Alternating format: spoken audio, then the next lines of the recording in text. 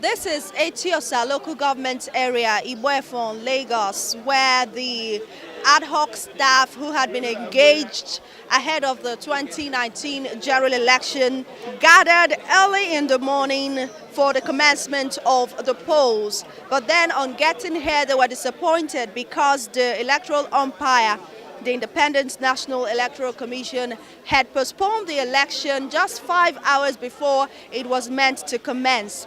I have spoken with a couple of the ad hoc staff who are displeased about how they were treated. Some gave horrible accounts of how they were left at a primary school where they passed the night and how political thugs came to scare them away, beating some, slapping others, and even stealing and pilfering some of valuables owned by the ad hoc staff.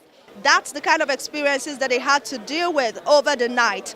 And on getting here this morning, they got to know that the election had been postponed, and some of them have expressed some disquiet about the training allowance that hasn't been paid.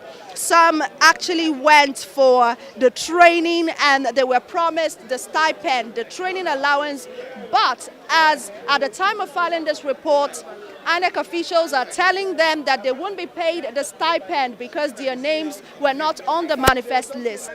We went there for 3 days. Do you expect me I will leave my house for 3 days? You didn't shortlist me.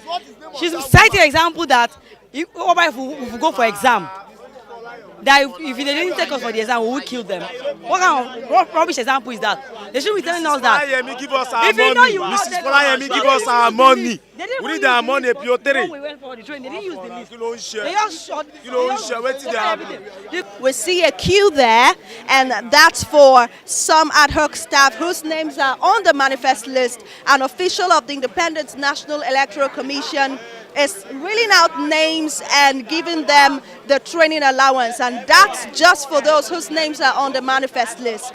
That is why we still see lots of people in this arena not impressed with the arrangements made by INEC and management of the ad hoc staff who had been engaged. They told me that they consider themselves staff of INEC, and so that the treatment it's far from what they expected INEC to do regarding this all-important election, and they already went through lots of rigors.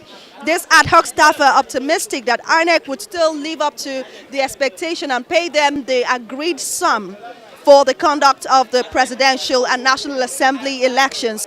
Eti Aronu, reporting for Plus TV Africa, right here at Eti Osa local government area, Ibuefon, Lagos.